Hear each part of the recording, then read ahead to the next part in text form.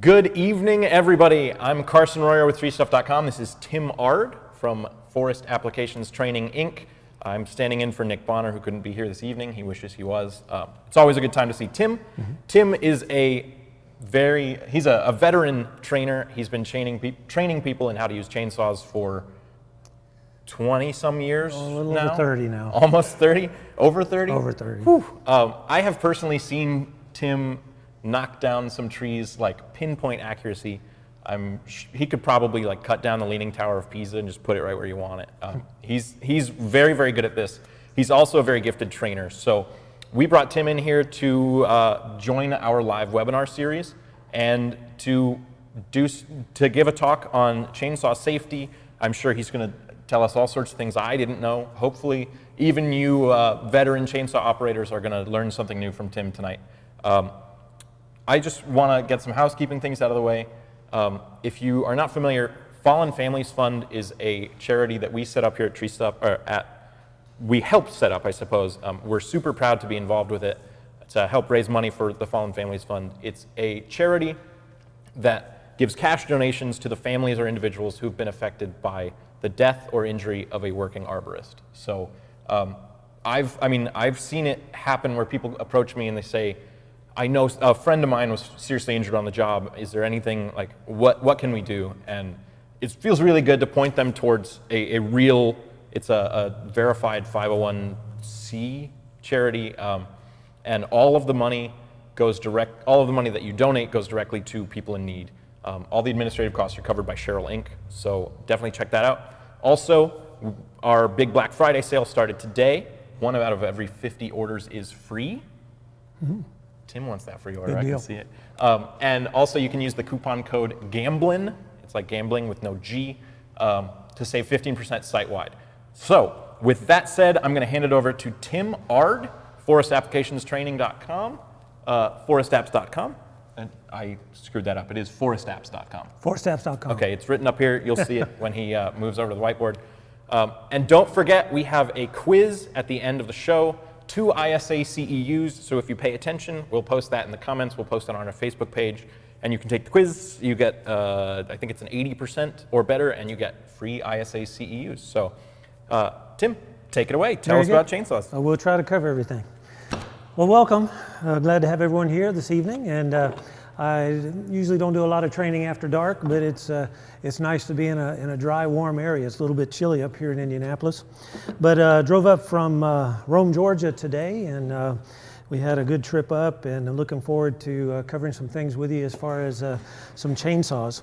And you know, it's kind of a little bit different for me. I usually have a live audience, and so it's kind of something to ask questions and to work with different things, but hopefully everything comes across good here this evening. But we're going to talk a little bit about some of the things of chainsaw safety, is what the topic is for tonight, and more or less looking at some of the things we need to think about, whether we're cutting firewood or we're a professional arborist or logging or whatever it might be. When you pick up a chainsaw, it's deemed to be kind of a tool that can create some different situations. We're not going to get into a lot of cutting, not ourselves, nor wood this evening, but there are a lot of issues that we get into with storm damage or tree work that goes a little bit beyond just making sure the saw is right. But we're going to talk about a little bit of some training theories and some of those types of things that we got. Something going on? Oh, okay. A lot of noise. So it's must be mine. I thought I had it off. One of those technical issues. So anyway, first thing I want to kind of ask you a little bit is, you know, what is you know, a major topic when it comes to chainsaws, and that's trying to prevent accidents. And I want to kind of start off with just a little bit of story. A gentleman who was kind of a huge mentor to me and basically taught me quite a lot on chainsaws and felling and working with the saw, and that was Soren Erickson. Soren kind of in retirement several years ago, but he really led me to be able to get involved in the training aspects of chainsaws. And you know, one of the things that we always dealt with is a lot of times people aren't what you would say up to professional training as far as chainsaws goes. Most of it we kind of find on our own throughout, whether we're cutting firewood with family or doing work in a business. And you know, it's something to where what really makes up training when it comes to chainsaws. And one thing that Soren always used to share, and I'd kind of paraphrase a little bit, he always talked about, you know, when you think about a doctor and how doctors got started, he told a story of back in the caveman days to where a doctor said, well, you know, I think I see a lot of people kind of hurting. I want to try to fix them, you know. So he decided he would open up a shop, and he had people coming by, and one day a guy had a pain in his stomach, and he brought him inside, and he said, you know, I don't know what it is, but he basically cut him open to find out what the issue was. Well, the man didn't make it naturally. And then he started trying to figure out writing things down and trying to figure out what worked and what didn't. And he told the story of after 2 or 3 fatalities from the doctor's office, he finally got pretty good about it and figured out it was appendicitis, and they could be able to give him a little bit of anesthesia, which I think y'all call it Jack Daniels or something, and more or less put the things together. And the thing about doctors is, you know, that's how they really got started. And but they wrote down a lot of stuff, and that's where you got medical journals and information to where you could be able to take and reference different things. With chainsaws, it wasn't always that way, although a lot of us started out with the seat of our pants, putting things together and trying to figure out what works. Just a few weeks ago, I was making a presentation to a large group of mostly supervisors, and I asked the question, I said, how many of you have had professional saw training? And not a hand went up. I asked them, how many operated a chainsaw, say, in the past 4 or 5 months? Just about every hand in the room of over 80 people went up. And then I asked them, how many of you have actually read an operator's manual on a chainsaw?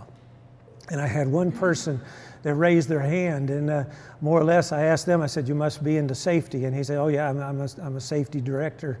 So, you know, it's something to where, that's something I've found in a lot of my conversations around the country, is that we really don't have a lot of training that goes on sometimes with tools.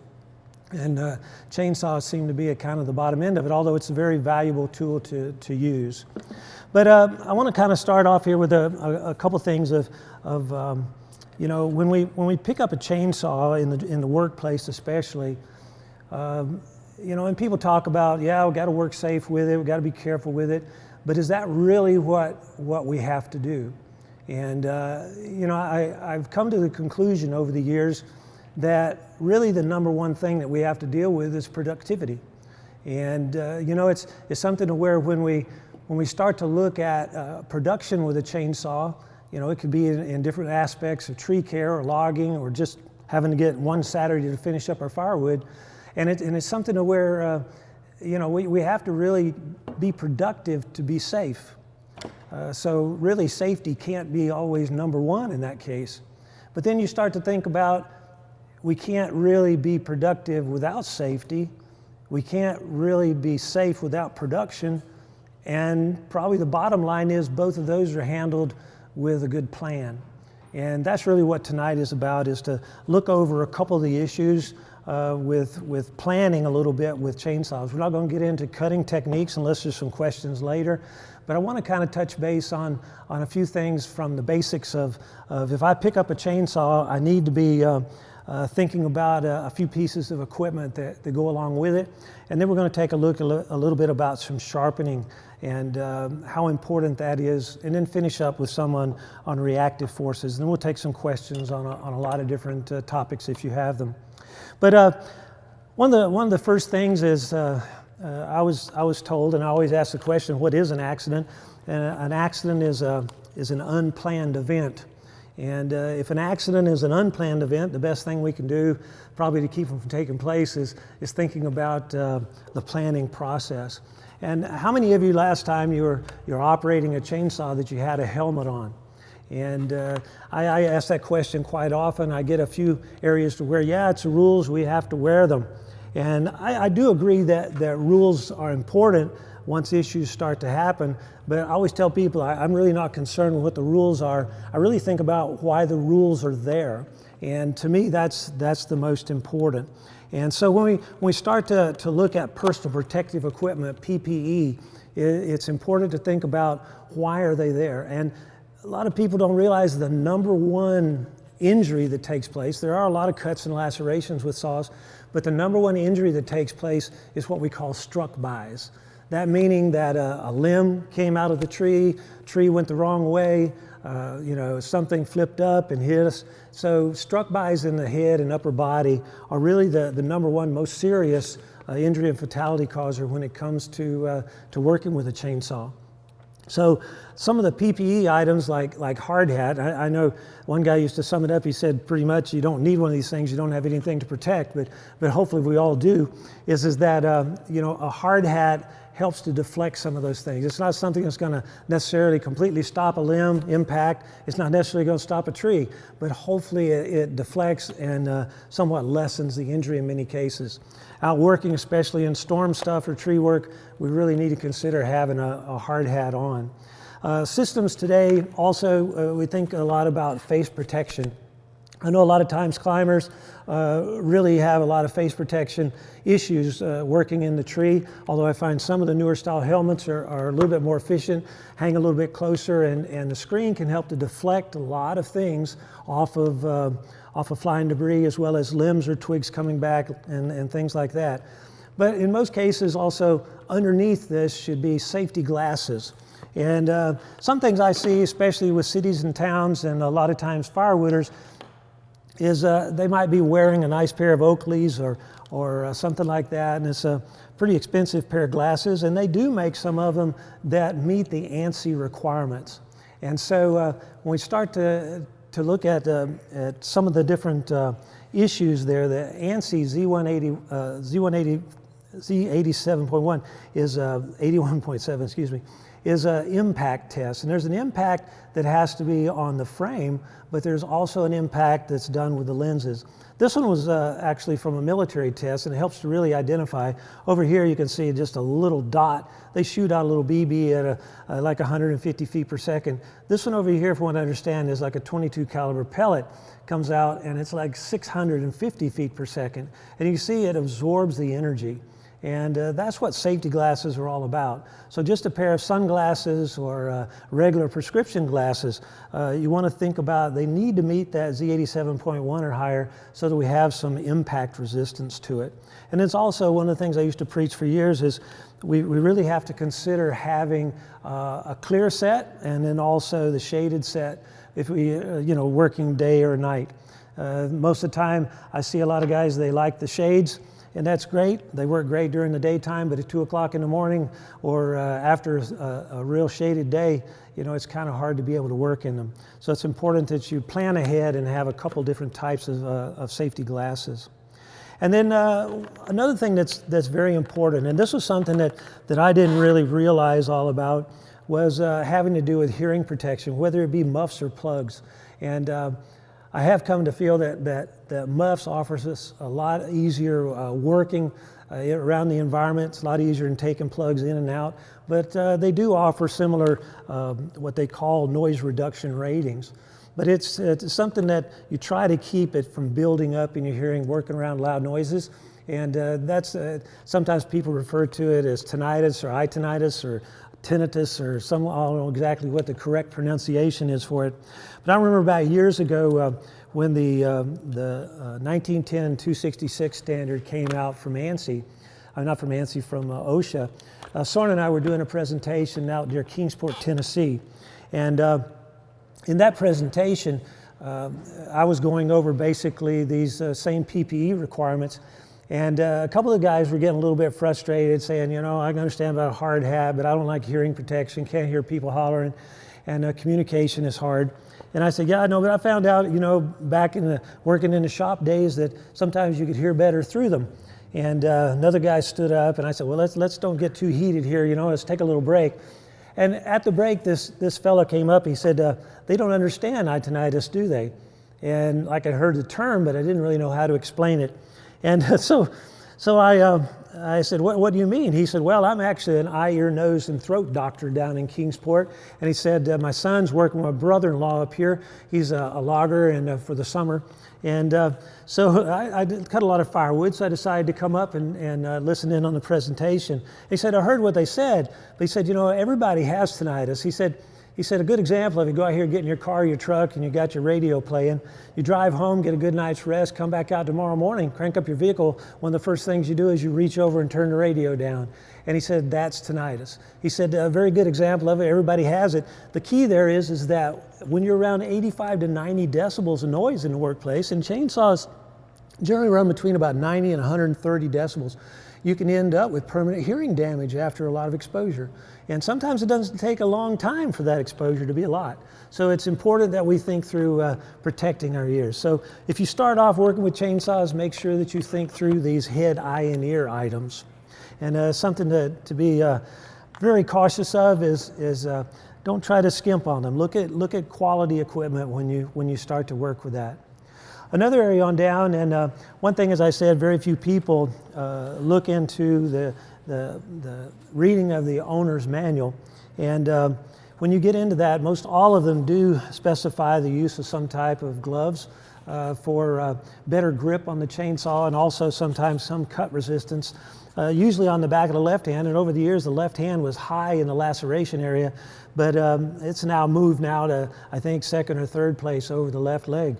But it's something to where when the chainsaw comes in contact, you know, you need to have a little bit of resistance. But the biggest thing is that you want to keep a good grip. And many people take a hand off of the chainsaw to start to grab things. And it's just a good idea to have a little bit of protection on our hands. And especially when we get into maintenance on the saw, sharpening and things like that, very important to keep the chain from coming in contact. And then on down, like I say, probably the most misunderstood has to do with some of the leg protection. And a lot of different styles and types here. And this is a notch style wrap chaps. And these have a material that's very water resistant on the outside, but the inner material is very chainsaw resistant. And these things all work off of what I call jamming. And very important to think about as we start to get into to have some type of a chainsaw resistant leg protection. And a couple labels to look for is UL classification that lets you know it's met some testing. And the other is a care instruction label so that you maintain them properly. And also make sure they're sized correctly. And what you want to think about there is they should go from your waist down to the tops of your footwear. And so they're generally sized small, medium, large, extra large, or either by an outside seam. And you know, your pants are usually by inner seams, and your outer seams on these chaps are usually how they're sized. So I usually tell people that whatever your pants are, you add about 4 inches to it to get the proper sizing to meet your leg lengths. And then also make sure all your snaps and buckles and everything are correctly attached. And make sure that you don't have to wear them really too tight, but they need to be snug enough so when the chainsaw hits it, it doesn't spin around and open up your legs. So you want to make sure that you have them sized and fit properly.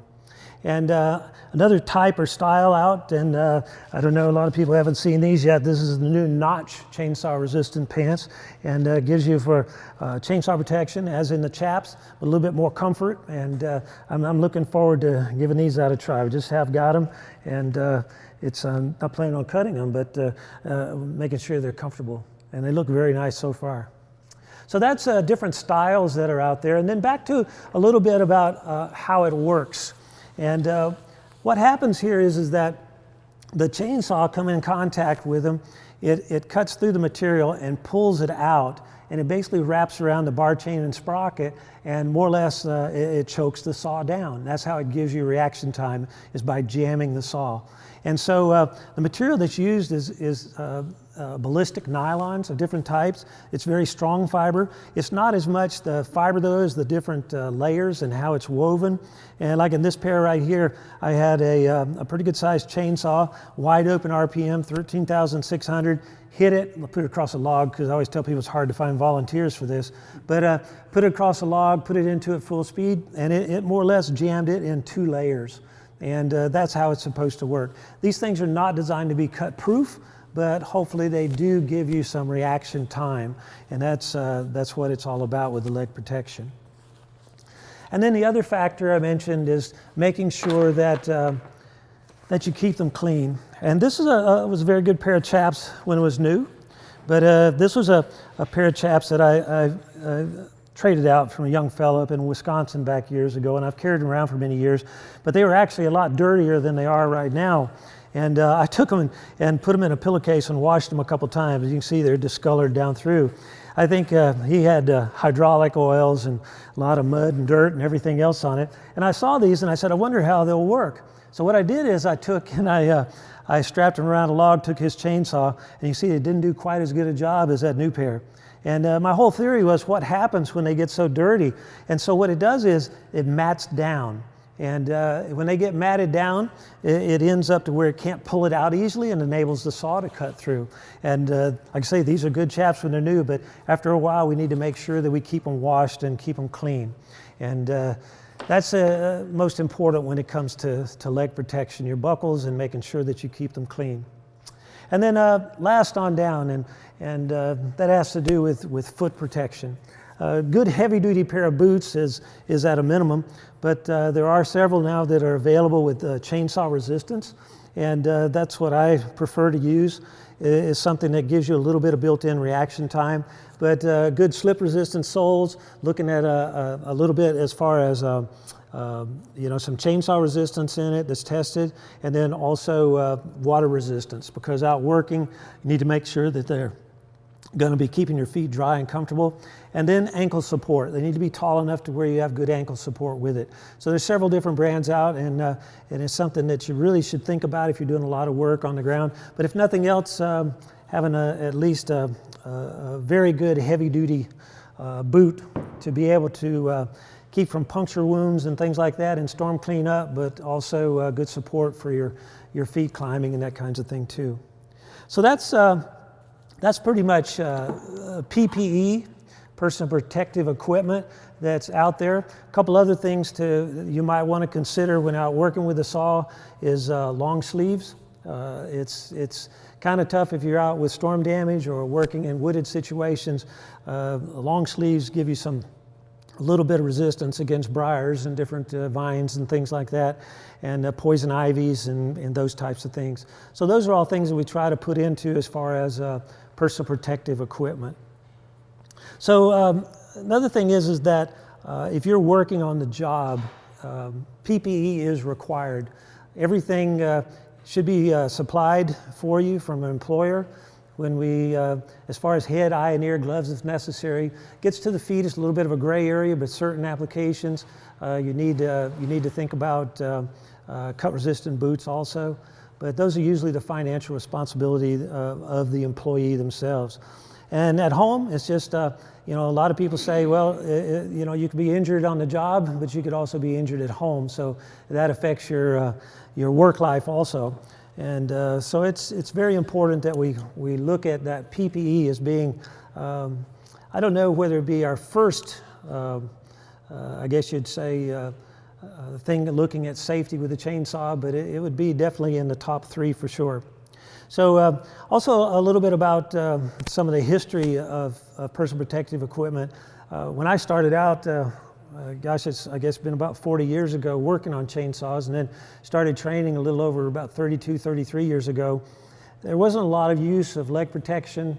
You didn't see a lot of people anywhere around with hard hats and that kinds of things. But Soren Eriksson and a couple other companies in New England and one out west that really started to sell and push a lot of the personal protective equipment. And today it's become kind of a norm, and it's very important that it is, simply because it has reduced a lot of the dollars and cents and pain and suffering that's happened around chainsaw operation. So very important to think about why we need it. Accidents are unplanned events, as I said. So it doesn't make any difference how many years of experience you have. If you miss that one thing, it's something that the PPE can really help. And I've asked a lot of people over the years who've been cut with chainsaws, And I haven't done too many classes where I didn't have at least one person. If I always asked them if they had an aunt or uncle or cousin or somebody who had had a chainsaw injury. And so I asked them, anybody here been injured? And they more or less said, yeah. And so I always ask them, did you plan it? And I haven't had but one person over the years that actually said they planned it. So it's so important that we think about protecting ourselves. And the PPE is the best way to do it. A couple other things when you start to look at the chainsaw, there's a few safety features that are on the saws today that are important, and they've been on since the middle 80s. Chainsaw manufacturers have taken and really concentrated to make the products as safe to operate, but they've put a couple features on here that really should be mandatory in any saw that you operate nowadays. The first one is back here on the back, and this is called a throttle interlock. This interlock is so that your hand really has to be in the driver's seat to be able to accelerate the chainsaw. And your hand must be depressing this lever here to be able to depress it. Whole concept is if you lose control of the saw, or you set it down, or you spin it around, the stick goes up through, it can't accelerate without having your hand in the correct position. I had a story that I always tell is up in New England back years ago, and I had a young fella came up after a class at break, and he said, I learned something today. And he told me the story that he had gotten a new saw, and this was back probably around 1989. Some of the features were becoming standard. And he said that his dad had given him this new saw, and he had taken a big pine tree down, and his guys were loading the logs onto the trailer, and he had already got the top off another tree, and he looks over and they needed some help at the trailer, so he basically just dropped his chainsaw. Well, one of the limbs went up through the handle and more or less went wide open right at ground level. And what he was showing me at the break, he said, no, you don't want to see it, but he pulled up his left pants leg a little bit, had a gash about 3 inches above his ankle. And I said, what, were you cutting low brush? And he said, no, all I did was just drop the saw. And he said the saw just spun right around. If you could kind of picture it, it went wide open and just spun right around at ground level, ended up on his just above his ankle. And I said, wow. I said, he said, I learned something today. He said, I wouldn't have ever taped that up if I had known what it was for. And so that's something to where I heard at that time in life that a lot of people didn't like the safety features. You know, his dad had told him, son, I got you this new saw, but you know, you need to get rid of this and cut this off so it doesn't get in your way. You can't work with all the safety features. Occasionally I still hear that today, but I'm telling you, they're a lot easier to work with. And if you understand why they're there, it's an important part of chainsaw operation. Another one is down here on the bottom. And some of the saws, it's a roller like this. Some of them are just part of the cover going across, but this is called a chain catch or chain stop. The whole concept there is if you operate a chainsaw long enough, you're probably going to have a chain jump off the bar and derail. And when it does, that stops the rotation and shortens the distance back around to the operator. And so that little catch is on there for a specific reason. It's usually out of plastic or some type of aluminum so that it's soft, so it doesn't booger your chain up too bad, but it is something that it can be quite a help should that chain come off the bar. And so that's number 2 feature that's definite. And then the third one is a hand guard. Now, a hand guard doesn't necessarily have to be attached to a chain brake on the chainsaw, but when you look at major brands, they usually have a chain brake attached to this hand guard. But the standards where it came out must have a hand guard on it. You could choose to go with another feature, safety feature like the chain brake, or you could use a guard tip. And that you've seen a cover that bolts on the end of the bar, covers the reactive force kickback area. We'll talk about that a little later. But it's something to where those are a couple of the options that the manufacturers could use. But like I say, the main 2 that I see around, they generally have the chain brake attached to it. Whole concept there is that, you know, should the saw kick back, your hand would come in contact with the lever would engage the brake, and more or less stop the rotation of the saw or lessen the rotation speed. And so that would be something that would be a big advantage. I don't think about it so much as far as kickback as I do as a parking brake. When starting the chainsaw, moving around with the saw, take a hand off of the saw, you can quickly be able to engage the brake and stop the chances of the chain rotating, coming in contact. But another thing too is most of your major systems today are inertia activated too. A lot of people say, well, what if I'm cutting down the tree, or I'm cutting limbs or whatever? More or less, this handle systems are inertia weighted, so that just the force of the kick will actually trigger the brake system. And so you could be in a felling position or cutting limbs, and your hand doesn't have to necessarily hit to activate the brakes today. So it's an excellent feature on today's saws. Another thing that's on just about all the professional saws especially will be anti-vibration systems to cut down a lot of the vibration to the hands and forearms, and gives you a little bit longer time without fatigue. And also the switch positions, balance points, all of that has been taken into consideration to be able to just maximize the ergonomics effect on the humans. So that makes it a lot easier for us operating today. And everybody's got their preferences as far as brands and those kinds of things, but for most purposes, the manufacturers have really looked closely at keeping these safety features alive because of the ANSI standards. So it's been a very good thing. And so that's 3 or 4 of the safety features that are very important on the chainsaw. And like I say, 3 of them there are pretty much required when it comes to the standards the manufacturers work up to. So that's they're there because the manufacturers recognized a need to try to make things a little bit less troublesome for the operators. There's also several things that go into bar and chain combinations. We won't get into all of those tonight, but there are some different chain and bar combinations that also work to more or less reduce the chances of reactive forces on the chainsaws. So that's something to look at also from the safety side of it, according to your experience. So that's kind of the things there. A few things to kind of look at as far as maintenance on the chainsaws. And as I mentioned, operator's manual is one of the best places to take a look at it. But just making sure that overall, looking over the saw, that you've got kind of a visual check, making sure your switches and those kinds of things are operative. Making sure your air filters are clean so that the saw can breathe and maintain RPM and carburetor adjustment and runs correctly.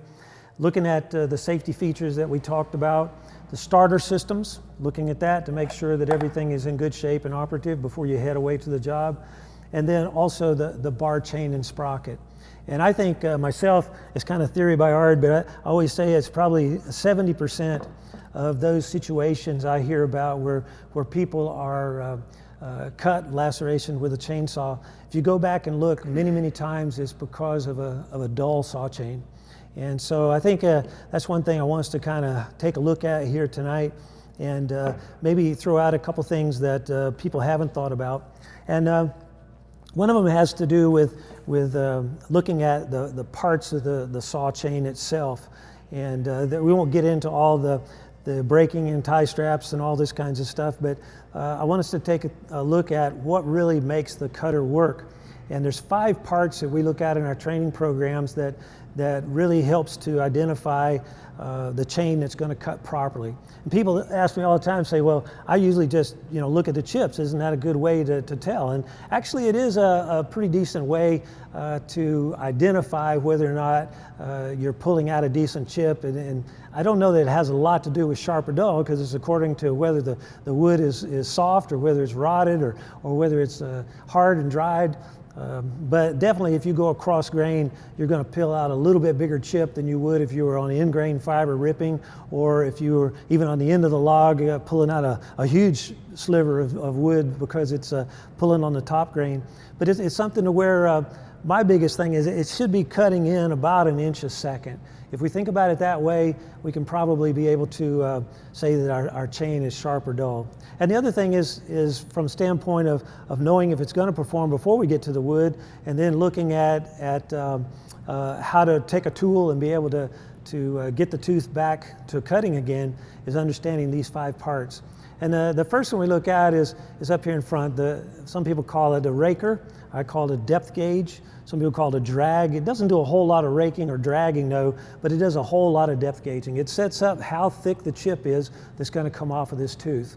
And so usually out of the box, it's about 25 thousandths of an inch below this part. This is called the working corner or the point. And then the third part is on the side. And the side really does the toughest work. And I've got a little illustration here I want you to think about, because there's a lot of different file sizes and things like that for the type of your chain. And in many cases, one type of a cutter may have the 2 or 3 different size files that are recommended for it. So it's not as much the cutter dimensions as it is the actual grind on the tooth itself. And I want you to think about, if we look at how this would be, about 1/5 or 20% of the diameter of the file should be above that point if it's in the proper position. And so if we were to take this and put it in basically 5 parts, 1/5 will be above it. And then what we look for is about a 90-degree visual from where the point is to where the file touches at the base, would give us a visual reference. So if I look at it this way, I'm looking from the point down to where the base of the file would be. It's straight up and down.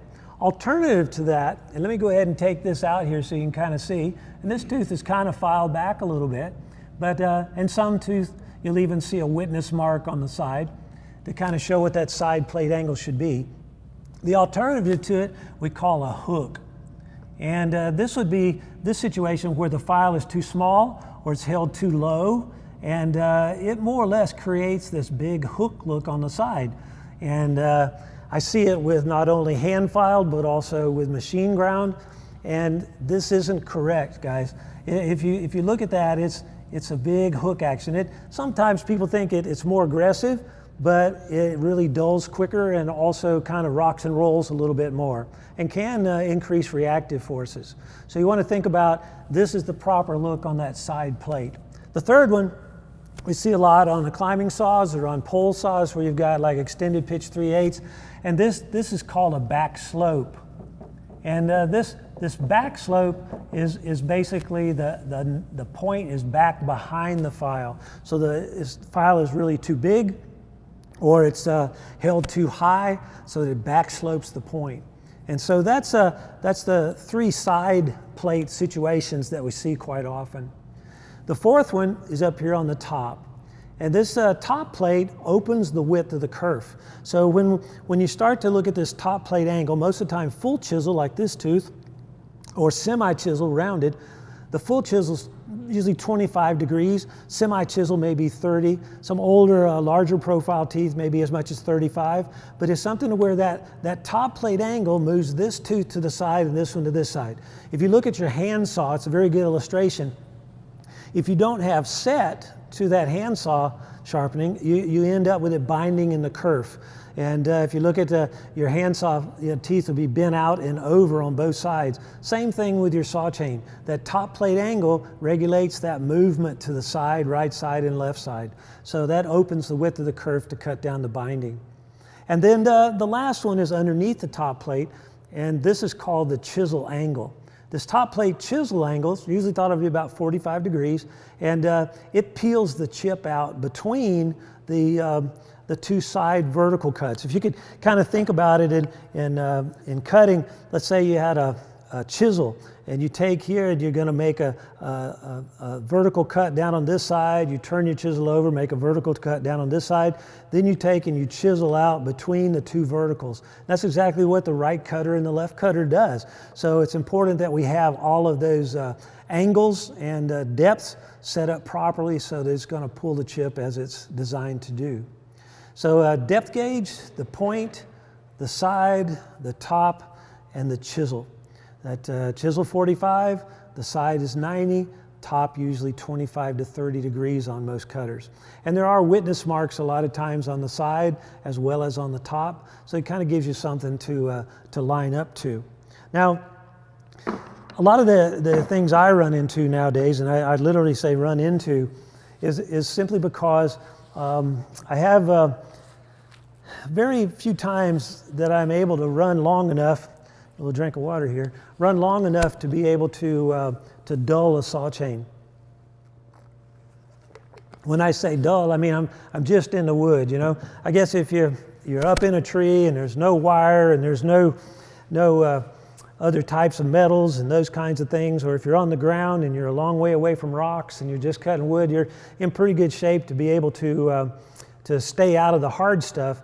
So I very seldom ever run a saw long enough in the wood to actually cause too much dulling, because I never make it that far. I don't know about y'all, but I do find a lot of situations where I go a little bit too far down and hit the road or the rock or hit something in the tree. So I end up damaging, which actually dulls the chain, no doubt. But it is something to where a damage has to be corrected to be able to get it. A lot of the saw chains that I look at out working, I find that they still have damage. And so one thing to think through, if you've ever had a chain to start cutting sideways, and it could get to the point to where there's bar wear, but in most cases it's caused by two things on the cutter teeth. The first one is damage to the point, and the second is the depth gauge setting isn't in line with the rest of them.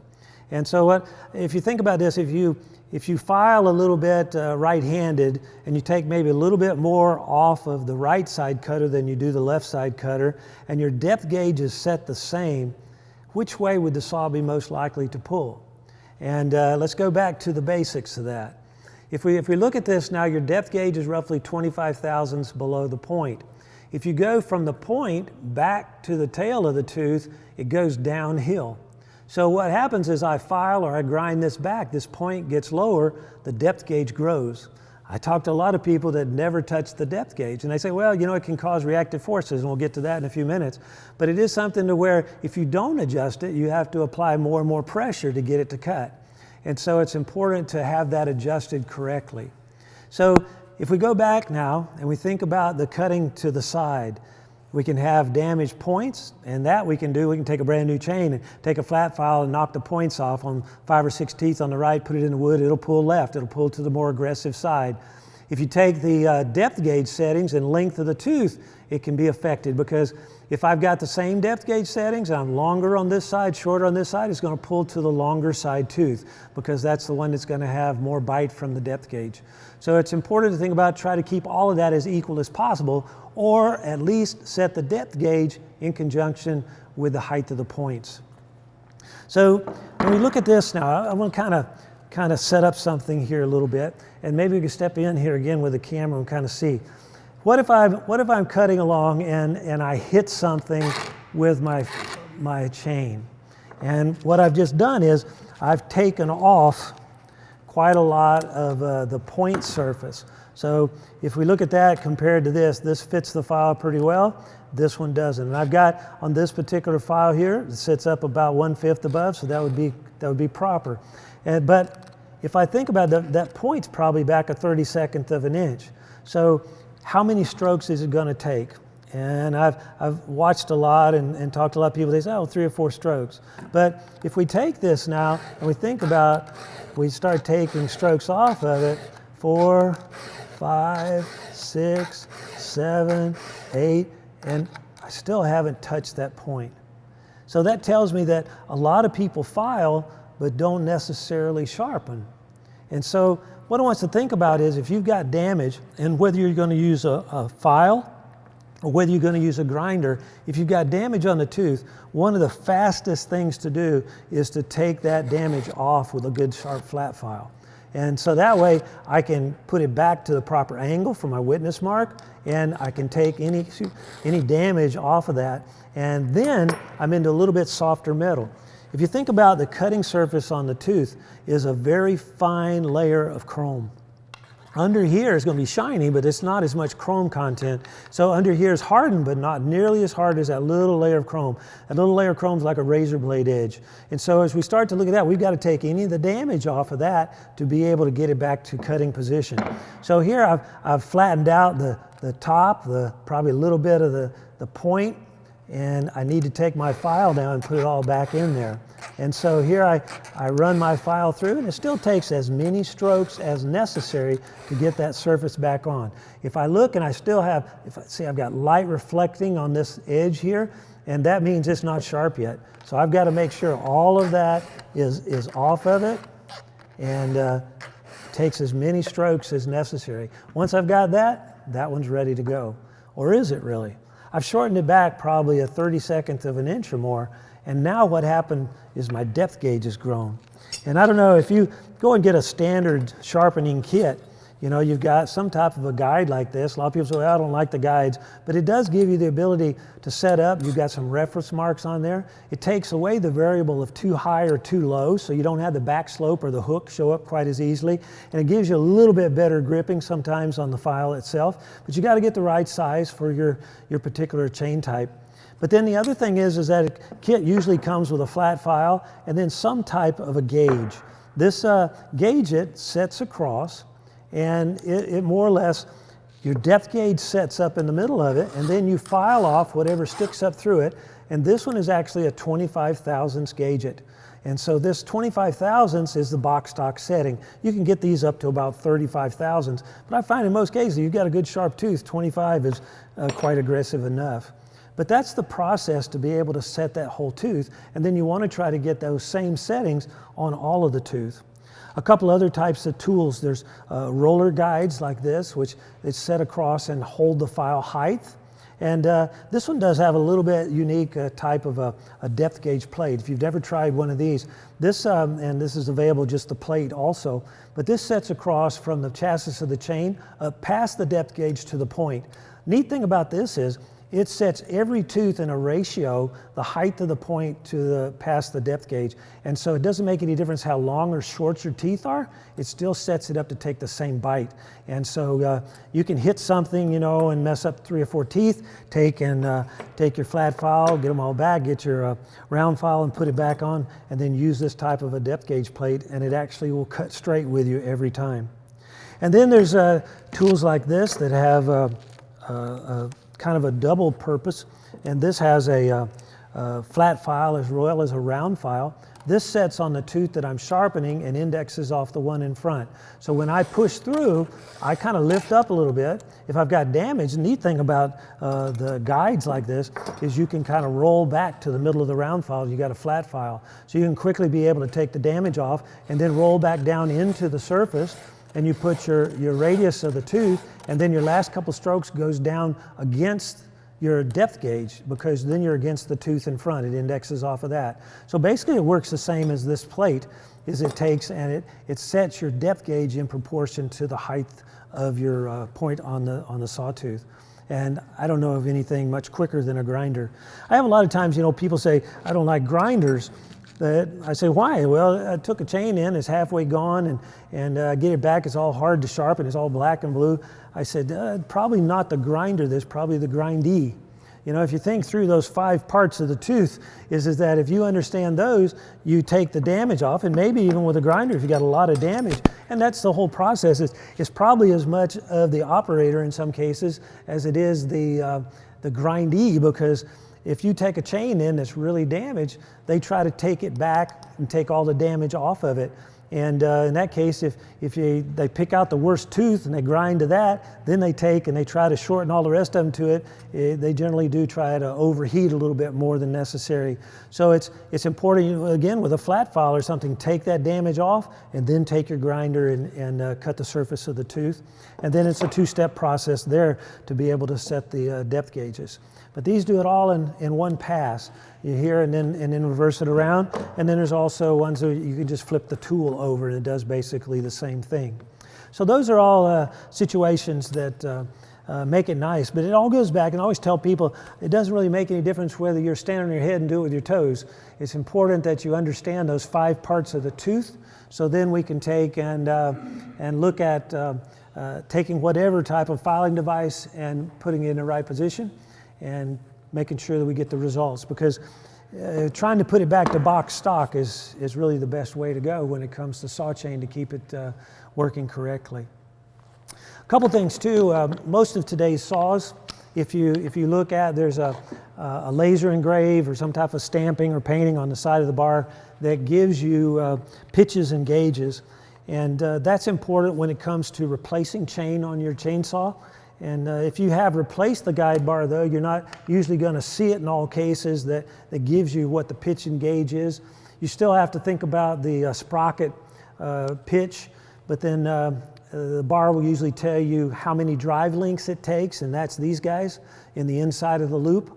And then the pitch is a measurement from center of this rivet to this rivet divided by 2. And so that's what we have to look at to match to the sprockets, whether it's on the crankshaft or on the bar tip. And then the gauge is the thickness of the drive link that goes down into the rail.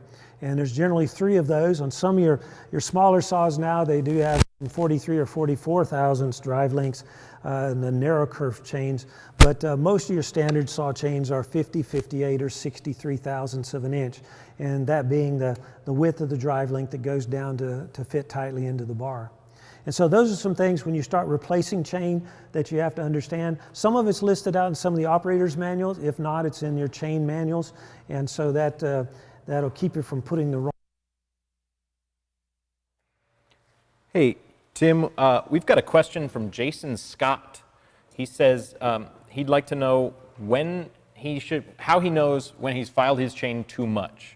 He says, I machine grind in the shop and touch up by hand in the field. After a few grindings, I'm always concerned my chain is getting too thin.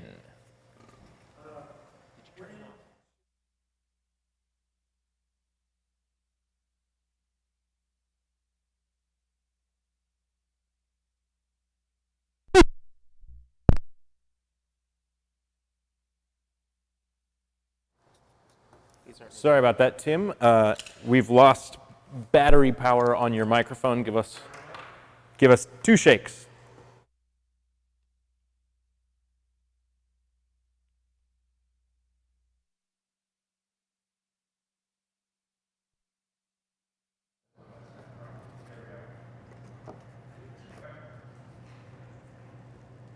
Ready to go? That worked. Okay. So the question was when you really know that your chain is ready to discard. In other words, throw it away. Would that be basically it? So as Jason, I think, what we usually look for on the newer chains is there's a witness mark, and that witness mark is what they used to call 3 millimeter mark back before. Is when you get down so thin here on the top, then more or less there's not a lot of metal there to sharpen or to maintain. Also, you need to make sure that you're not filing down into that rivet area. That would be something that would cause some weakness in the chain. But more or less, as far as if you're properly maintaining, you should be able to work all the way back to that witness mark. And it can be many, many sharpenings to be able to do that. And the other thing, when we start to think about it, it actually starts cutting better when you get back closer to that mark, because it increases the distance between your depth gauge, which is trying to set the depth into the wood, and you stabilize more because the point's back here. So you picture with this closer together, kind of like keeping your legs close together, you don't have a lot of stability. But the wider gap between here and here gives the tooth more stability, and you actually can get more in a loop actually cutting. So it's preferred to get on back a little bit to get the maximum cutting capacity. Good to go? Any other questions? We do have one more question. Well, I apologize, Brian, if I butcher this name. Brian Wog? He wants to know why your left glove is a mitten and your right glove is not a mitten. Actually, my right glove is a mitten also, but it has a trigger finger on it. So these are protected in the back of the left hand, and gives you a little bit of reaction material in there. But it's you really, if you're holding the chainsaw, you don't really need a trigger on that hand.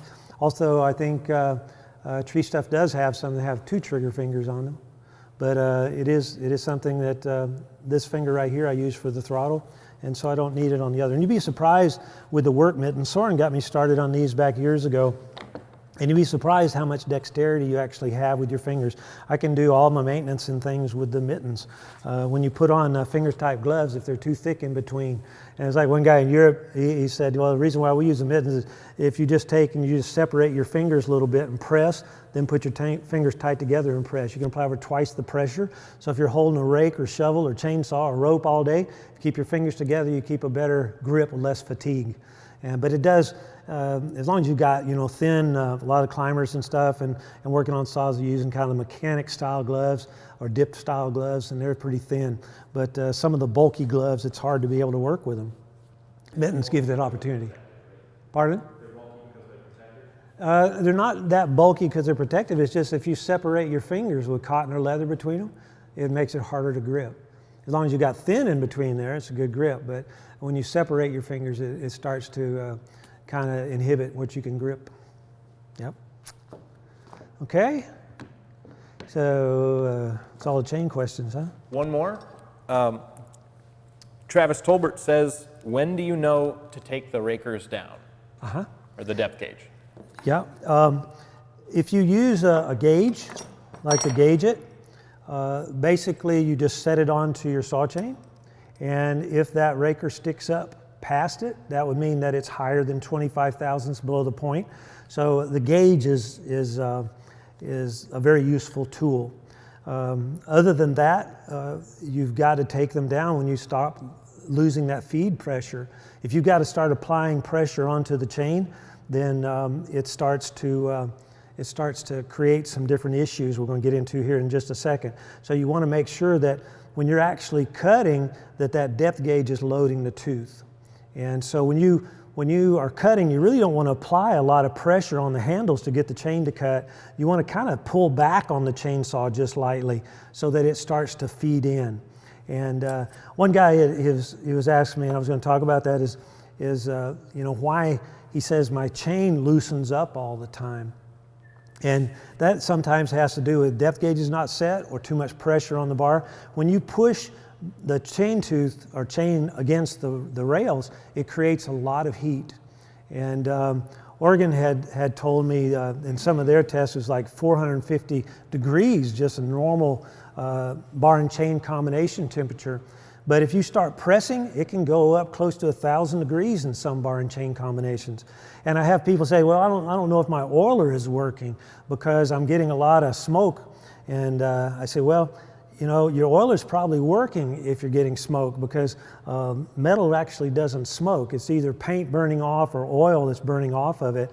So if you're getting a lot of smoke off your bar and chain, you probably need to go back to the 5 parts of the tooth because if you keep a good sharp chain, you'll get very little stretch on the chain, and you'll get a lot better running chain with lower temperatures.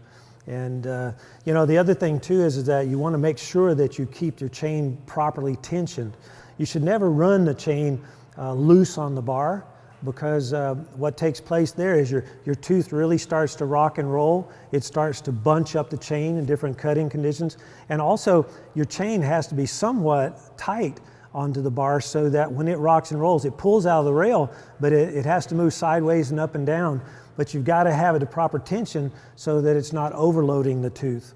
And that can also create some reactive force situations also, especially on hard tip type bars.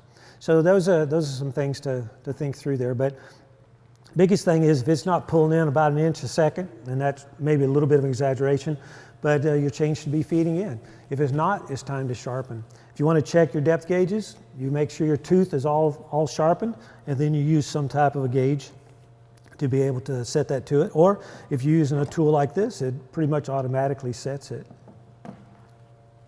Kevin Silvestri says he had a chain that fell off and the sprocket ground up some of the drive links. Yes. And now they don't slide into the bar nicely anymore.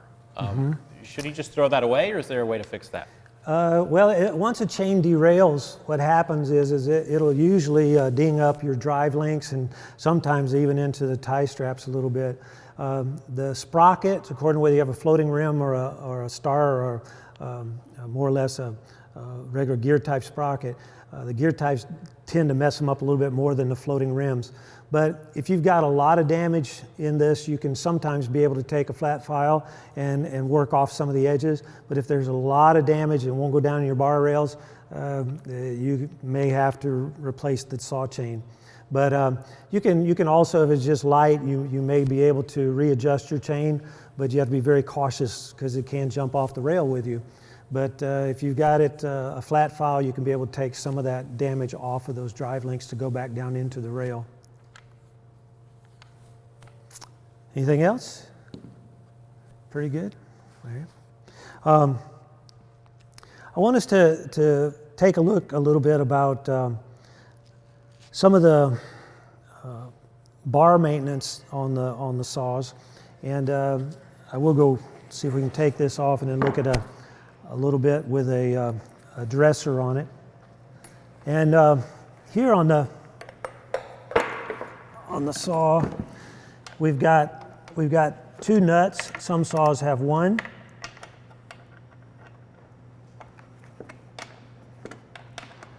But one thing I want to kind of touch on, and I see this quite often in classes, is people don't think about the chain brake assemblies.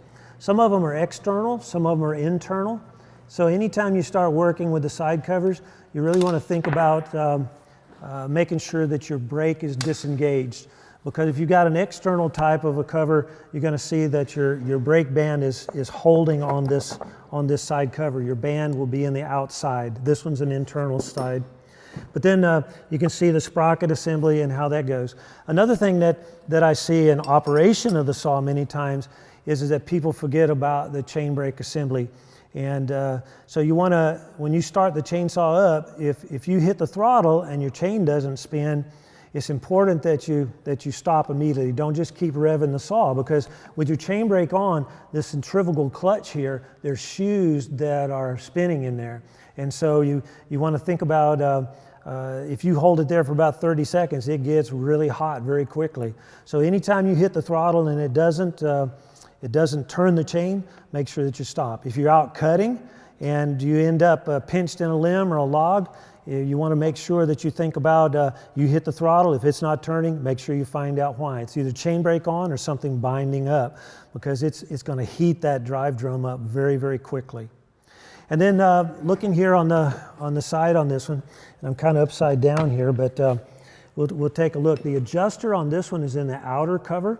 So when you go on with it, and I'll take this off, we'll look at the bar wheel real quick. Make sure you always use gloves when you're working with the bars and chains, because the chains are sharp, but also the bar rails as they start to wear. And there's some tools that you can use. You can use a flat file to take some of that, what we call peening off of it, or flaring. You want to keep that dressed off on the edges of the bar. You want to make sure that you keep the rails cleaned.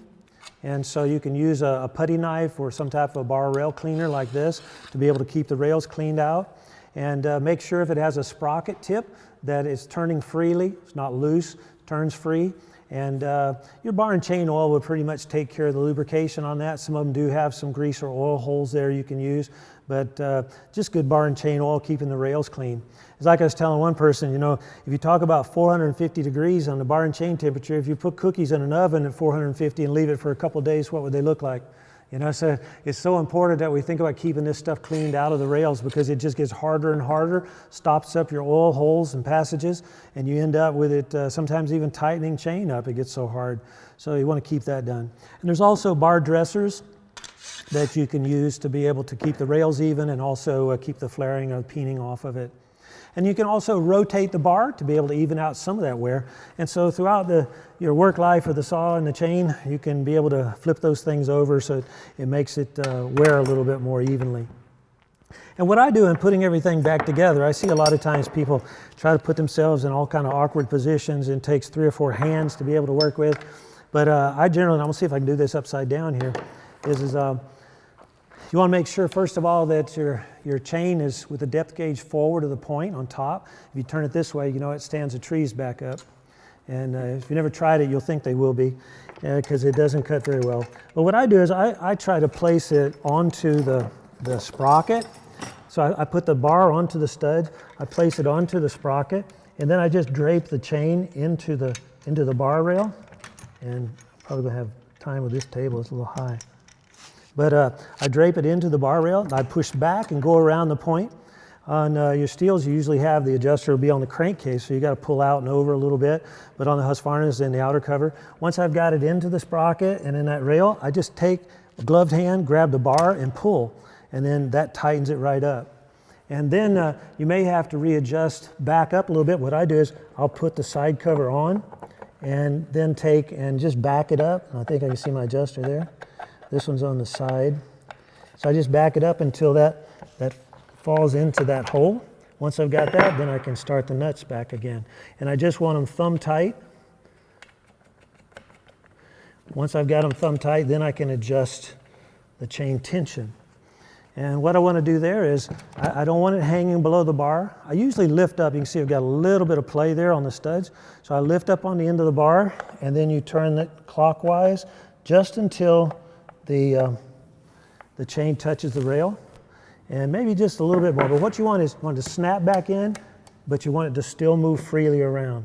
So what I do is I'll tighten the tension, then I'll tighten the nuts. And it doesn't take a 6-foot pry bar to tighten these things up. You don't have to stand on the wrench or anything. And I will say this, like I mentioned, is that if you have your chain loosening up all the time, it's probably not something loosening up here. It's probably dullness of your saw chain, because that's where the heat causes the expansion. So here I want to move around freely, snap back in, move around freely, and that'd be pretty much the proper adjustment. And I had guys say, well, I don't want more than 3 links coming out and all this kind of stuff, but I had a gentleman out west a few years ago, he said, that won't work. And I said, why not? He said, well, look at this. And he had about a 48-inch bar, and he took his chain, peeled it up, always had about 20 links showing out. I said, well, what do you do then? He said, well, my grandfather taught me years ago. He said, just tighten it up till it snaps back in, still moves freely around with your gloved hand. If you got that, it's set right. But you don't want it hanging down below it. And that's something else to think about too on that expansion when it starts to really sag, is that when you look at the heating process here, this rivet is pretty hard. It's chrome or some type of an alloy that's very hard. This is hardened out here too, but what happens when you heat metal? It expands. And so what takes place in many cases, if you're getting the chain too hot because it's dull, you're pushing on it, this expands and actually goes smaller. This area tightens up around the rivet, or it causes sap or debris from the tree to actually build up on the chain or in the rivet areas. It starts to bind. And when it does, it's going around the tip and around the sprocket, and you end up with slop. And when that happens, then you have a lot of expansion there. So it's not just the heat. It's not going to contract back. So even when the chain cools down, it's still loose.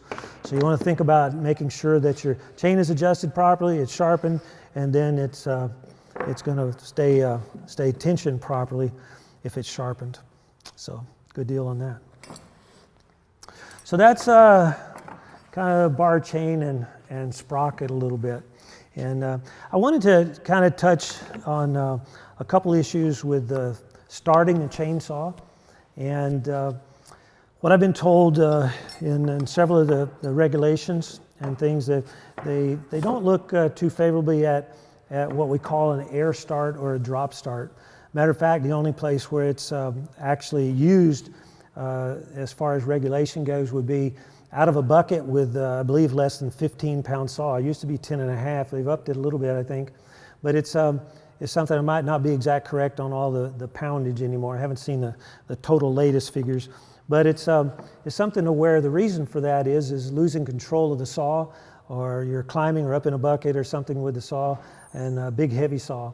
So you got to try to think about it needs to be supported somehow when you start. And what they usually say is, even operator's manual, it should be either started on the ground or somewhat other safely supported manner. And what we work with a lot in our training is what we call the clamp method, which is clamping the saw between our knees, and that gives us a good support system, and making sure your chain brake is on. And really, either way, if you start on the ground, it's a good idea to place the chain brake on, because I've seen many times where people start up, pick up the chainsaw, chain is spinning, goes into the ground or asphalt or whatever. And so it can be a situation to get away from you. So you want to make sure that you think through, if your saw has a chain brake, which it should have, you take and apply that brake in the starting process also. And then the other thing is, making sure that everything is clear on the ground so it doesn't pick up anything or slip around with you. And that's one reason why the clamp start is sometimes an advantage, or put it across a limb or something to start. Air starts can get away, and they do cause quite a number of cuts and lacerations every year. And then other thing coming into working with the saw is people talk about a lot of climbing saws and bucket saws are top handled. And I just wanted to kind of touch base on a couple things here, the difference between. Actually, this saw here would be a tough saw to use one-handed. But when you get into the small ones, people think that they're designed for that. And I don't know of any manufacturer that produces a one-handed chainsaw. All the chainsaws are designed to be used with two hands. The reason for the top handle is lighter weight and better balance when you start to work with it. But if you think about it, if I pick this saw up here, most of my weight is going to be in my left hand on the front handle, and less weight on the back handle. So my first hand or arm to fatigue more would be the left here in the front, where it's carrying most of the weight. When you start to look at a top handle chainsaw, the concept is, with your hands closer together, it evens out the weight load on your two arms. And really, if you look at it here, and we can kind of think about, let's use maybe the corner of the board. If I extend out here with both hands, I really can't gain anything by going to one. Yeah, if I'm tied in or leaning out of a bucket like this, that might be one other thing. But the whole thing there is that it's very hard to be able to control the reactive forces of the chainsaw with one-handed operation. So that's the reason why it's not a good idea to think about using one hand. Whole concept of the top handle is for us to change position, whether it be climbing or bucket or on the ground or whatever, making sure that you've got both hands on that handle. And for smaller brushwork or situations, a lighter saw can make a big difference, but it's still important that you don't use it one-handed. And so that's something to kind of think through. Look at your techniques to make sure that you can control it two hands. And I think the other thing that comes about is when you have a bigger saw, and I guess part of what I start to think about is that saws somewhat get a bad rap when it comes to talking about kickback or reactive forces of the chainsaw. And I want to kind of go through a little bit here as far as thinking through what the reactive forces are, and there's not just one of them. And so it can be affected by a lot of different situations, but let's look at the basics.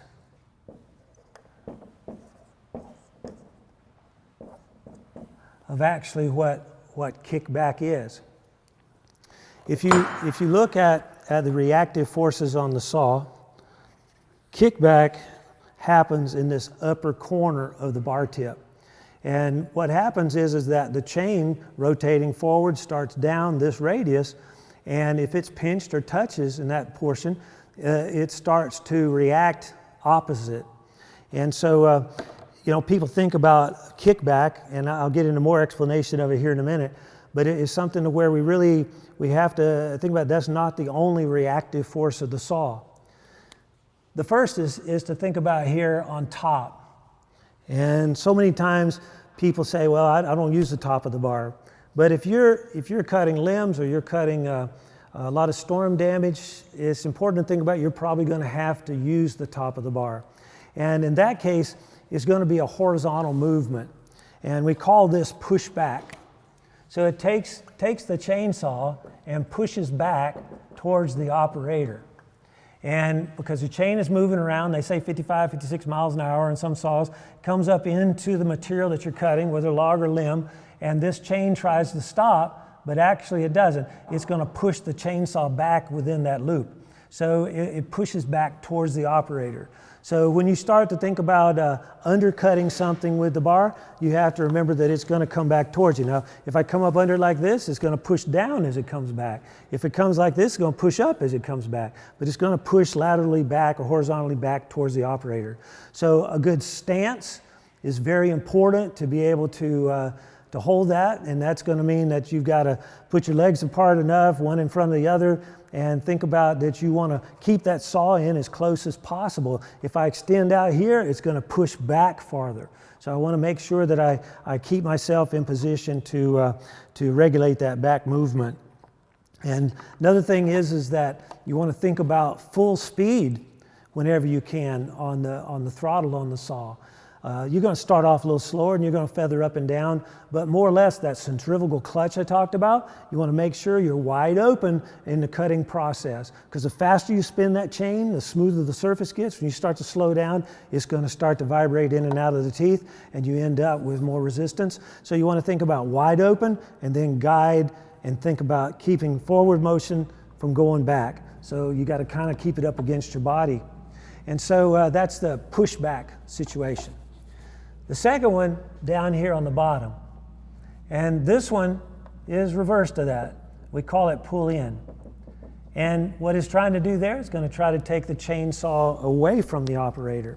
And so again, it would be a pull in. It could be kind of pull down and forward. It could be kind of pull up and forward, but it's a forward movement of the bar and chain. And I want you to think about this. The stance is pretty much the same. RPM should be full. Grip on the saws either way should be full handle grips with your thumbs around the handles. But especially with the pushback situation, you want to make sure. I see many times when people say, oh, I'm more comfortable like this, but really you don't have a grip like that. It can come right out. And if you just wrap your thumb, you'll notice you've got a lot better and more secure grip onto the handles. So those are things that we have to think about in controlling that. But then I started to think about here, how do these play in when it comes to actually kickback of the saw? And as I mentioned, kickback only happens in this upper corner. And that's really the only place that it does happen. And what happens here is that as that chain starts down, if it's pinched or touches, it's a little different than those horizontal movements. It rotates. And when it does, it can be pretty fast, and it can cause a lot of loss of control. So when you think here, if I've got it pointed here, it's going to come straight back at me. If I turn it to the side, it's going this way is going this way. Whatever position that you have it in is where that kickback reaction is going to rotate the chainsaw. It can happen very quick on a top handle saw because you've got less distance there, a little bit more distance on a larger one, but then you've got more horsepower too. So you have to really consider watching that tip at all times. Now, I have, and I say it kind of gets a bad rap, and I have a lot of people that I've talked to over the years, and you start thinking about some different cut situations. I had one young fellow I'll never forget was at a show, and I was talking about reactive forces, and he came up to me, he said, that's what got me. I was filling up the saw, and I looked up, and I could see he had a scar all the way down his face. And I said, kickback? He said, yeah, it got me. I said, let me ask you, was it a big saw or a little saw? He said, well, it was a pretty good sized saw. I borrowed it from my brother, an 18 or 20 inch bar. I said, what were you cutting? He said, wasn't that big. It was a limb about this big around. And I said, what was it? He said, well, an oak tree had blown over in his backyard, and he was taking the limbs off of it. And he said, he just started cutting through it, and all of a sudden, wham, the saw kicked back on him. And I asked him this, I said, if you had that small wood, was there anything on the other side? He said, no, it was in the air. And I said, you just cut down through and wham, it kicked back at you? He said, yeah, that's what happened. But I got to thinking, was that really a kickback? Because if you don't touch in this corner right here, in other words, he had plenty of bar for the wood that was being cut. He said he was all the way up against the bucking spikes, and that's really the only thing that you can do to keep the saw from going forward other than what? Holding it back. And so in this case right here, he was all the way up against the bucking spikes. When he cut down through the wood, and if you think about this, that oak tree probably had a crotch in it like this someplace, or limb that was bent out like this. When it was on the ground, it's now under pressure coming down. So he came out the limb and cut it off, and what happened? The limb sprung up.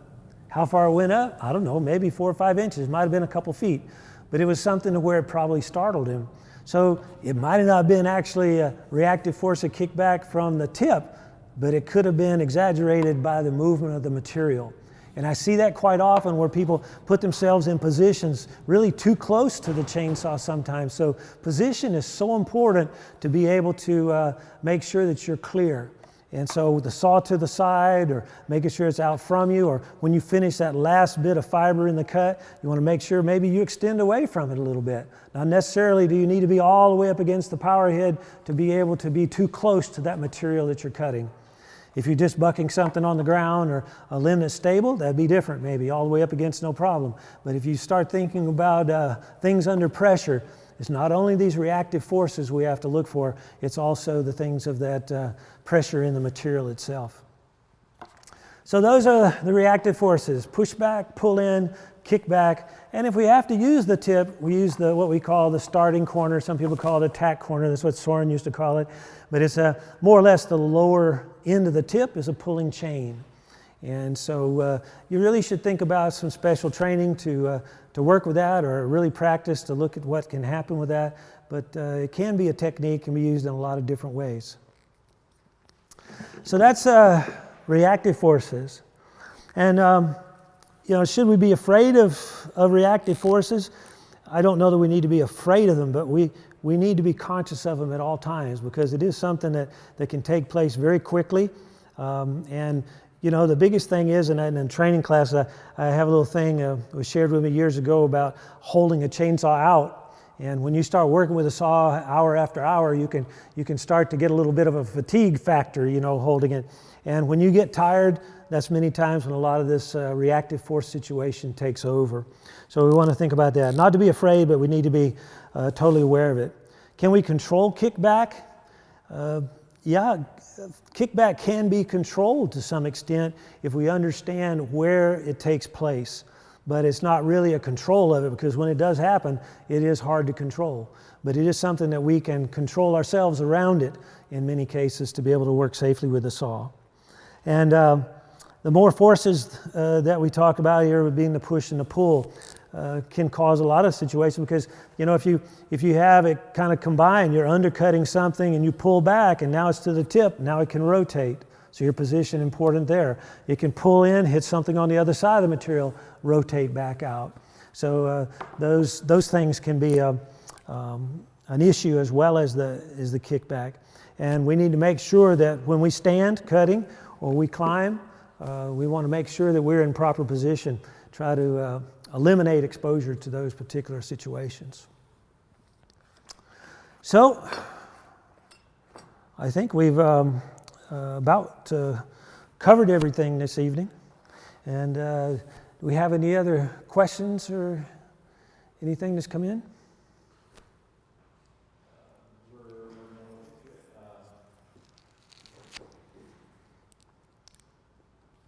Nate Manson says that he's seen other countries use a leather bit connected to the left hand of the chainsaw.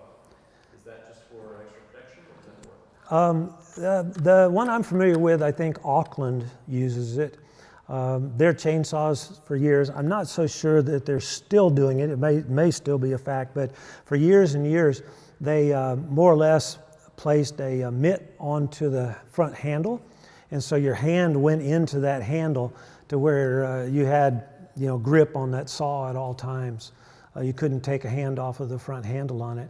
And it moved around. It would slide around to the handle for felling position and bucking positions. And it may still be used. I know Auckland, I think, was off of New Zealand or something. They used it for years and years, probably still do today.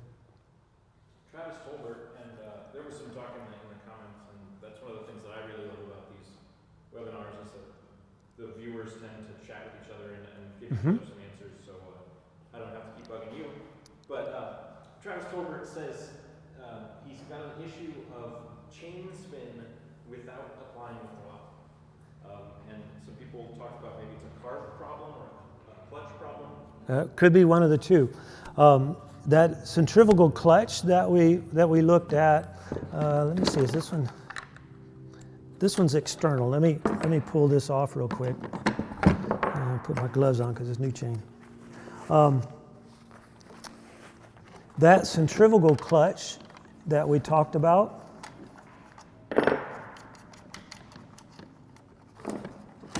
This one has the band in the outside cover.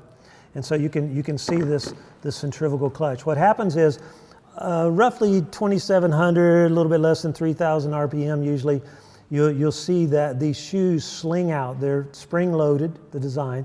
They sling out, grab the inside of the drum, and that's what turns the sprocket on the other side, which turns your gear, which is the inside of the chain loop, the drive links around. So you could have a bad spring, or it could even be buildup of debris behind that could cause it to start skating the chain around. Usually it's going to be in carburetor adjustment. There's three screws that are used in adjustment. Some of your newer saws, there's no adjustment, but it is adjustable, but it has to be done electronically with some of the new ones. But in most all of your other saws and trimmers and everything, you've got three screws. You've got an H, you've got an L, and you have a T or LA. So the H is for wide open throttle adjustment. The L is for idle mixture, but your problem there is going to be in the T or LA screw. That T or LA screw is the throttle or lower idle adjustment. And on this big saw, that one has the auto-tune carb, so doesn't have any adjustments. But you can see that's the T screw there. And that T screw just opens and closes the throttle, is all it does. It just opens and closes the throttle trigger. So if you think about that, if your clutch is engaging, that means the RPM is too high. So what you want to do is you want to back that screw down, and you'll go counterclockwise just a little bit, and that should slow your RPM down on that. I would suggest, if you're not familiar with it, and don't start messing with the other screws. We have quite a lot we talk about in the training when it comes to working with the carburetor adjustments. If you're not accustomed to that, you want to talk to your dealer about it, because improper adjustments, you can end up messing your saw's engine up very quickly. But as far as that T screw, all that does is open and close the throttle trigger. You're not really going to screw much up there. But the L screw and the H screw, that starts messing with lubrication and fuel supply. So you want to be careful with that. And one big factor is make sure your air filter is clean anytime before you start messing with those things. We do have some time left here, so I'm going to keep going with some of these questions, try and pry as much info out of you as we can. What's your favorite way, this person says best, but best is relative, to clean your saws? I use kind of a combination of compressed air, just light compressed air, and I use Simple Green. Have used 409 type of thing in the past too. And that generally does a pretty good job of cutting the oils and the grease and stuff. You want to be careful with any moisture into the carburetor or exhaust. So, just taking a water hose to it's not a real good idea unless you make sure that no moisture gets into those areas. But I find, and I think I keep mine looking pretty good. I've been lately using just a mixture of Simple Green and wiping it off, and then blowing the rest of the chips and stuff off before I do that with just light compressed air. What's the difference between ripping chains and standard saw chain? Okay, ripping chain is set up to cut in-grain fiber. And if you're a carver, you get into it. If you have some type of sawmill attachment that you're using a chainsaw on, or you just hand cutting boards or whatever, if you look at ripping chain, there's a couple different designs. One of them is just a kind of almost a 0 degree to 10 degree top angle. Remember I talked about the top angle adjusts the width, the kerf. So in ripping, you don't want a lot of side movement because it's going to make your board or your carving rough. So you'd use it's a 10 degree to 0 to 10 degrees actually according to the manufacturer on the ripping chain style. Some of them do have a marker tooth also. And that means that you take the top of this off. And so this section here is gone. So if you can kind of picture that, it's just a top cutter about every second or third tooth that would be like this. And so all that does is it just kind of penetrates and cuts a vertical, and then the 0 to 10 degree on the next tooth or whatever would take it off. So you get very little kerf width, so it does a lot better job ripping. If you look at ripping with any chain, you're gonna get fine dust. And so you're cutting in-grain pieces of the fiber, and so you don't need any side movement there to be smooth. How do skip tooth chain and standard chain compare as far as if one is more prone to kickback than another? Yeah, the reason for the situation that it's deemed as a real professional chain is most of the time over the years professionals have used it. I'll come back to that in a minute. It was more or less full skip or semi-skip was used in longer bar configurations because when you got into a 4-foot bar, it tends to recut the chips. So you would take about half or a third of the teeth out. So you'd have a tooth and 2 drive links and a tooth, 2 drive links. So it gave a longer spot between the 2 cutters. Semi-skip would be a third of the cutters. So you had 1 cutter, 1 tie strap, a cutter, 2 tie straps, and it kept going that way. And that was originally set up for long bars, so it didn't recut the chips. But in today's higher speed saws, lighter weight, higher speed saws, I found it to be an advantage. I didn't use so much, or I don't use so much of the full skip, but semi-skip works in most of the eastern hardwoods and stuff very well. Going back to the kickback of it, it generally is a depth gauge design that's very similar to the older styles.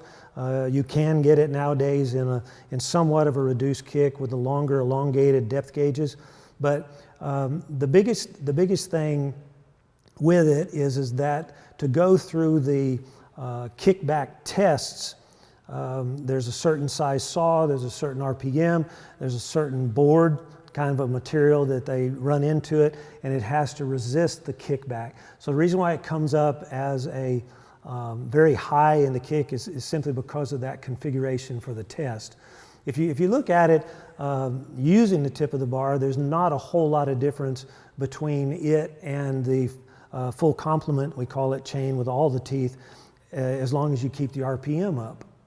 But when you start slowing it down, naturally there's more distance in between, and definitely for the kickback test, which kind of sets the standard for us, it's going to show a lot more kickback in most cases. Tim, one viewer wants to know where chainsaw technology will be in 10, 20 years. Where do you see it? Well, I see lasers as long as they can keep the fire responses down. No, I'm just kidding. I think, and there's been some discussion with a couple companies I work with looking at the battery powered saws and things. And I myself was always like, it seemed like at first when I had a battery drilled or something, every time I needed it, the power wasn't there, the battery was down. But on later units, they last forever, and you got 2 batteries and they go a long ways. So I think that technology with the power equipment, just from a couple standpoints, wear and tear, emissions,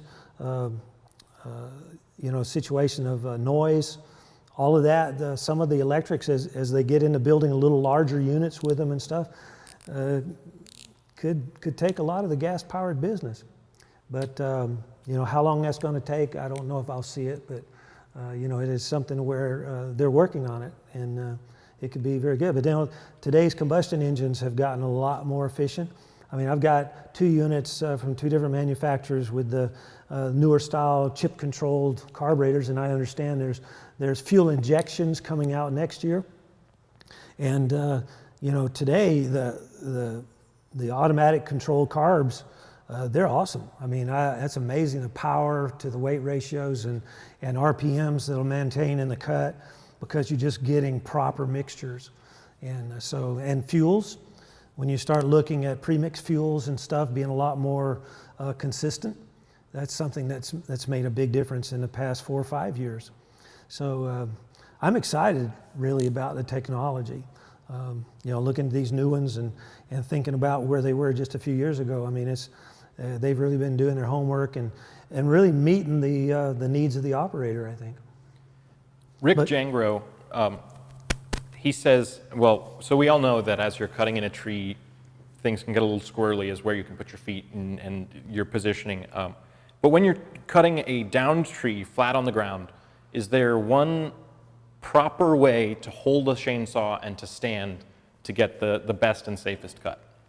Well, I guess a lot of my biggest discussions when it comes into that is people who operate the chainsaw left-handed. That would be right hand on the front handle, left hand on the back handle. And if you look there on the camera, if I was to cut anything flat, where would I be? To be able to center my weight to hold this balance, I've got to be right in line with my body. So you really want to be to the side of it. So they don't make left-handed chainsaws anymore. McCulloch actually made one for about 4 years, but they don't make it anymore. You do have wrap-style handles that can be used somewhat as a left-handed saw, which makes it where you can kind of stand to the side of it. But that's the biggest thing is not aligning with your body. So if you think about this, if I'm cutting down through a log or a limb, this is dead center. I really can't offset it without putting a lot of pressure on my upper body arms. So if I go to a proper position, that's going to put me to the side of it, and I have the ability to follow it all the way down with proper balance and an equal hold on my weight load on my arms somewhat. As far as side to side, I still have more in the front handle, but the balance point side to side is much better to the side. And when you get the saw into the wood, it even helps to assist that too. And as far as footing? Footing, you always want to try to have one foot in front of the other so that you're able to more or less have kind of a football stance, a karate stance, whatever you want to call it, so that you've got out here so that I've got the ability to respond to the movement. And so that's something. If I'm standing here and I have a pushback or something, I have no way of being able to regain my balance. So before I start cutting, I put myself into position, wide open, start in, and then I use my body to control the movements. So. Comments on the differences, other than the obvious, between a full wrap chainsaw handle and a more like standard or a half wrap? Well, this would be what you would call half wrap, I guess. Full wrap is extended on around this side, and some of them are attached down here, some of them are not. But it more or less gives you the ability to hold the saw, out here pretty much left-handed. And when you start to look at right-handed techniques, you can be able to have hold for inverted, which most people say they like to have the power head up. But in some cases with larger timber and stuff or climbing positions, a wrap-style handle can give you a little bit, aid in this position here. It does, if you're doing flush cuts on close to the ground or close to limb structures, it's hard to be able to get a flush cut because that handle is sticking up here.